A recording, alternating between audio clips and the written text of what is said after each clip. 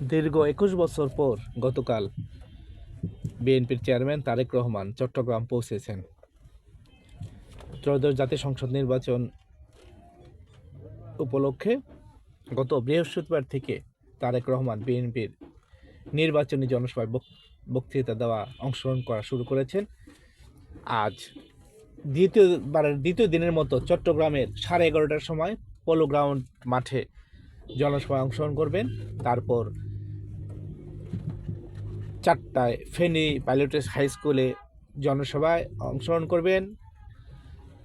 এরপর কুমিল্লার 14 গ্রাম, কুমিল্লার দাউদকান্দি সহ মোট 6টি জনসভায় আজ তারেক রহমান বক্তব্য দেবেন।